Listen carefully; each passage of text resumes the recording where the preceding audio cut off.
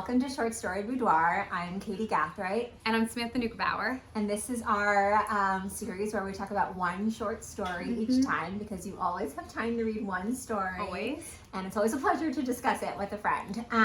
So today we are going to be talking about The Fruit of My Woman, which is a short story by Han Kang.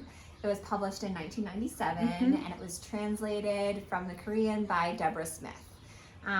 So this is a really interesting story. I think we'll get into a lot today, but the summary is pretty straightforward. So this is a story that we begin in the husband's point of view and we see him having these interactions with his wife, and his wife has revealed, it's pretty hard for her to hide actually, that she has these bruises all over her body. And neither of them know why. Like, he is definitely curious and pressing, but not really getting answers. The bruises become kind of more and more intense over time. He urges her to go to the hospital. And in the background, we get little snippets about their marriage and sort of how they met. Yeah, some tensions in their relationship. So yes, how they met. We hear a little bit about her kind of restless, like her wanting to like move around different places, her being a little bit less keen on the city than he is. And eventually this sort of, all these question marks that are arising about her body really escalate, because then she has a transformation. She actually turns into a plant herself. So she actually, the story describes her going into plant mode. And we do plant mode. I really like it. And we have a POV switch, which sort of talks about this from her perspective too. So it is almost slow simmering in the beginning, but really goes in a pretty wild direction with this transformation that the wife undergoes. Is there anything else I'm missing for the basics? I think those are the basics. Yeah. Okay. And it's set in Korea, right? In like an urban city. Yeah, exactly. And we do get some pretty good like place-based descriptions. Absolutely. Yeah. So yeah, I mean, I think kind of picking up where I was leaving off there, I think the transformation is one of the certainly the linchpin of this story. It's sort of what makes it really stand out, is the fact that this primary character does undergo this transformation into a plant, or a tree, if you will.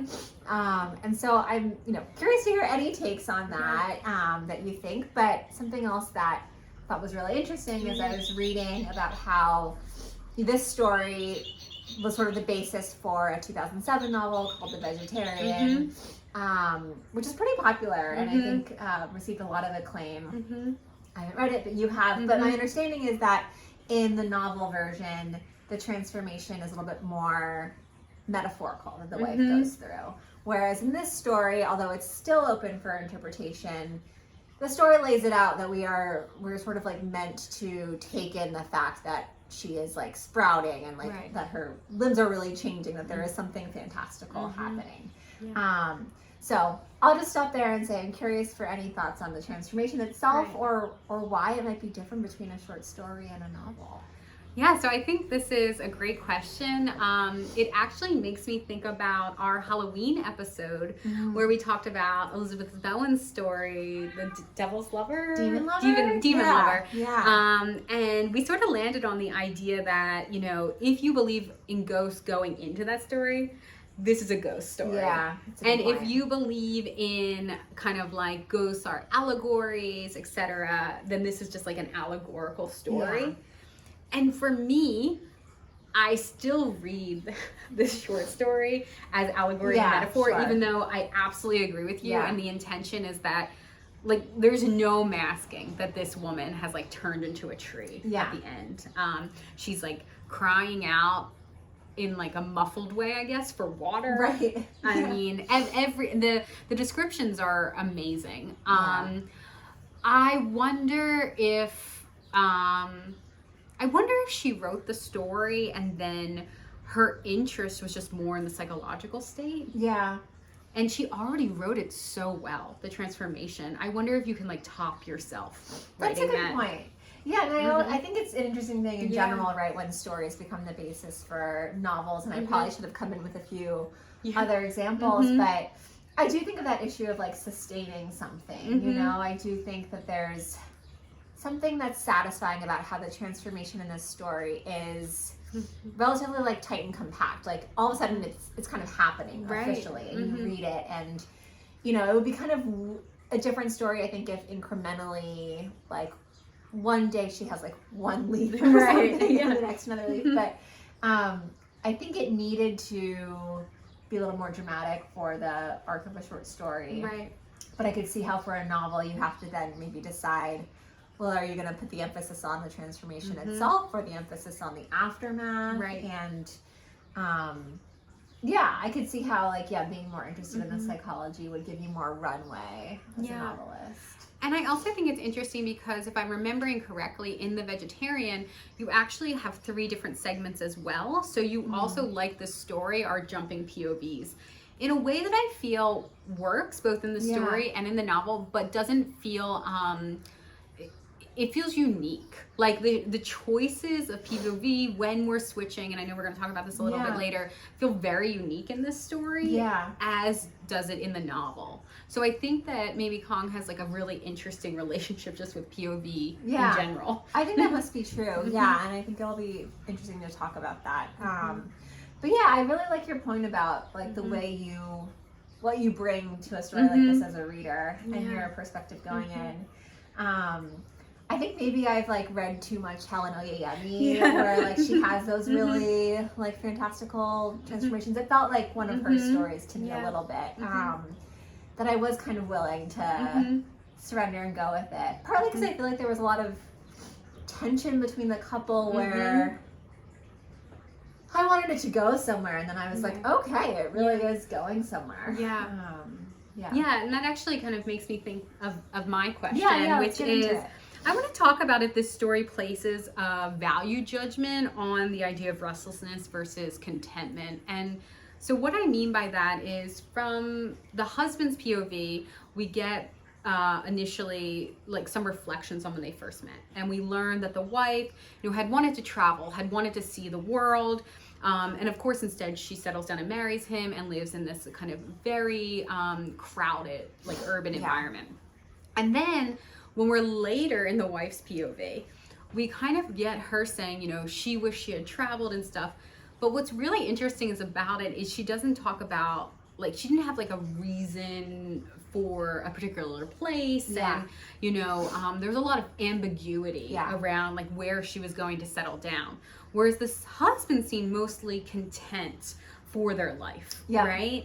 And for me, it's interesting to think about, like, is part of the like crime of the marriage and stuff that the husband didn't sort of allow her to flourish and travel, or as what is sort of suggested at some point, like she might have like just been a drifter forever and also been unhappy. So where does transforming into a plant or a tree that is a creature rooted down, what does that say? Like, did she achieve what she wanted or not? Is it a punishment? Right. Yeah. No, I think it's a great question, because something, and hopefully I'll bring it back, but like I was thinking about as I was reading this story is, who is the villain in this story? And I think like it is, in some ways, if you read that sort of restlessness if you read that sort of complacency with staying in place as a bad thing, you sort of see how the husband is the root of all of her symptoms, right? Like you were describing. But I don't know, I do think that the husband, I don't think he was like husband of the year, but I don't think he gave me pure villain vibes either. And I think same with the wife. I mean, I do think that she, on the one hand, is a little bit, a little like petulant and sort of opaque, which can be frustrating, I think, for a reader or a husband. And yet it's like clear that she's in distress, she's in distress, and she like wants things, and that desire, I think, makes her attractive as a character. But I don't really have a strong opinion on how to read the transformation against that. No, because on one hand, if we're thinking about it allegorically, it almost feels like she has fallen into like the deepest depression now. Like she is like immobile, you know? And that's not a good thing. Right. So, and the plants for something were like an interest he cultivated. Right. Like he sort of wanted a lot of like pots out on the deck or something. Absolutely. And then, you know, what's interesting about the husband and wife relationship for me is that you're right, like both are sympathetic in their own ways. I do feel like at first we're drawn to the husband because that's the POV we enter. And he like is very content in this marriage. And I think that you're able to read like the statements his characters the statements that his character makes in either ways that are positive or negative. For example, he mentions several times that like his wife is like not the most attractive woman, but that he loves her anyway. Like they have great, you know, they have a great way of living together, etc. And you could read that as, oh, you know, why does he keep bringing up what she looks like? Or you could read it as like, oh, he's like a bigger, he has a bigger heart than kind of just like shallowness, you know? And I feel like a lot of things are like that in this story where she allows you kind of to really imbue meaning into them. And I think that that's why you almost have to like turn this story around all the time to try to figure it out, but really it's actually you're just like turning yourself or something. I think that's very true. I mean, I do think it's like a good discussion story for that reason. I think it can be like frustrating to read on your own for that reason as Absolutely, well. But I think in terms of the sequencing, it does interest me that she started us in the husband's point of view, and I think you're right, that is kind of an anchor point for us. It certainly was for me. And I'm interested in that POV switch that you brought up earlier. So the fact that we do change points of view. We're with the wife, but she is addressing mother. So there feels like there's a very specific addressee in her section. The style changes a little bit. We're a little bit more, I think, untethered. Like the language is a little bit more, it's like we get like shorter paragraphs and we're floating, I think, a little bit more in general. So yeah, I'm curious what you thought about that POV switch and the choice to have that addressee, because I think it's really been a two-hander story up until this point, and then we're talking to someone off stage in a way. Yeah, and it's so interesting because so initially the husband tells the wife, again, it's another thing that you can read as him being, you know, charming or being dismissive, as saying like, go to the doctors yourself to get these bruises checked out. And the second time he's like, call your mother, have her go with you, right? And again, you can read that as him like understanding his wife, that she wants to be maybe like with another woman at the doctor's, or just like dismissing and like, I don't have time for this. Anyway, we don't hear or see from mother. All we really learn, I guess, in some ways about mother is that the wife grew up in a more rural area. So she has like a larger connection with nature, and she really misses nature in the city. And in fact, people have like called this like a piece of like eco literature now, which I think makes sense. So that made me think of when she's like kind of in midst of transformation as in addressing mother. Perhaps like it's Mother Earth too, in a way, right? So because her childhood is kind of associated with nature already, and so those things are sort of overlapping. So when we're in the POV of the wife, it's almost like a journal entry, though it's spoken aloud or spoken in her head, or because at one point it's like, I can't write these things down anymore, but we're like reading them, so they are written down. There's a little bit of like circular stuff happening there, but so I think this is a great question because I was pleasantly surprised with this new addressee. It can feel a little asphyxiating in the household, in the apartment with the husband and wife. But I also felt like this is where like I started to get whipped around by confusion too. Like what I'm supposed to make of this transformation was all tied up in the fact that she's addressing her mother like from the porch with her, you know, arms extended like branches. I don't know.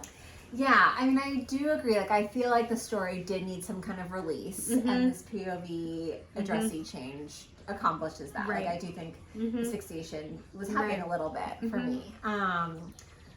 But yeah, I think what's interesting is I do think of mother as sort of being broader than like her biological parent, that she's talking to her specific person.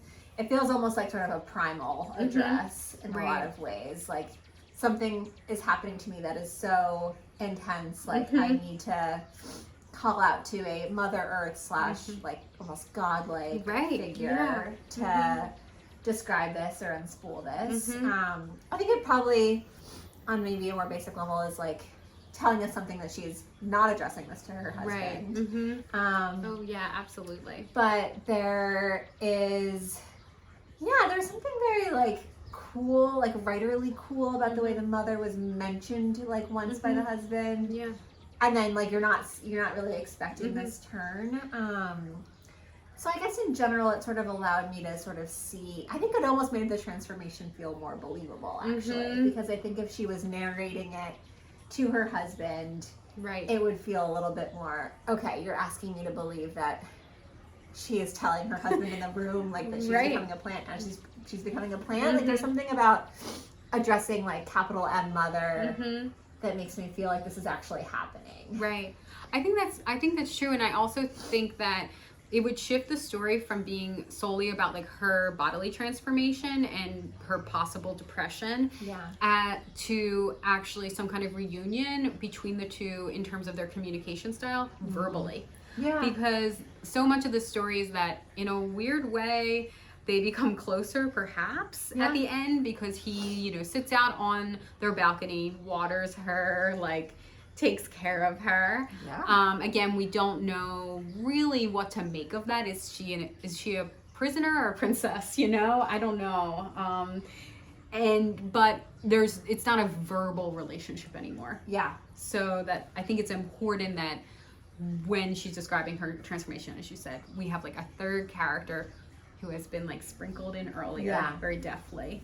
Because there's also like some, maybe besides the confusion it did for me, there's some like play with timeline too, where I think we get her narration, the mother section, kind of before then he catches up to like see it, right? So there's definitely, I feel like, and this is happening at the beginning of the story too, where we are not fully privy to what is happening here. And I do feel like boxed out in a way that feels intentional, for sure. This is a story that definitely is playing with omission in very interesting ways. And probably it's one of my favorite parts about the story, like omission outside of like what the transformation means. Like, for example, we have, there's a scene where they argue before the transformation and he like leaves. But we don't really know why he leaves, and then when he returns, we first get like the description of his like suitcase. Yeah. And it turns out later we find out he was just on a business trip. Right. But we don't know how long he's been gone, etc. And then we get a moment where she's reflecting again in the mother kind of voice letter that, has it been weeks? Has it been years? Right. It's wild. Yeah. That's why I was like, okay. Like, we are going to be untethered here. Do you want to share your favorite line? I do. So this line is from the husband's point of view. I'm going to read it and then talk about it. So, sorry, that was one of my cats. And because of this loneliness, I got angry. Because of the feeling that, owing to my body's insignificance, I was fundamentally unable to enmesh myself within the fabric of this world, because of the chill that was leaching through my suddenly flimsy clothes, and because of the thought that all I had managed in my life so far was successfully kid myself that I was appreciated. I felt angry, alone, and with no one to love me. My existence might as well have already been snuffed out. And so the husband says this after a moment of frustration with the wife, like communication has broken down, the transformation has not yet happened yet. And I think that what works for me about this passage, which is actually 3 lines, so you get like a very, very long multi-clause sentence there in the middle, is that we see how being, feeling, excluded, feeling alone can lead to anger, and then anger can lead to retrospection in like such an interesting way for me. Yeah. I was recently reading this book, The End of Eddie, and it's really interesting, by a young French author, and he has one line in it though that's like, you know, I felt ashamed, angry, and it's just like verb after verb after verb, or adjective after adjective. But this is what I like. I like seeing how one state of emotion, that connective tissue is really attractive to me. Totally agree. And it's interesting because I was so interested in that psychology as well. Like that filled in, we were just talking about omission, but I think we also get like these moments of generosity where we're told quite a bit about the relationship in a way, or the husband's psychology and sort of what is swirling between them. And I do think the generosity of like kind of connecting those dots for us is very attractive. Absolutely.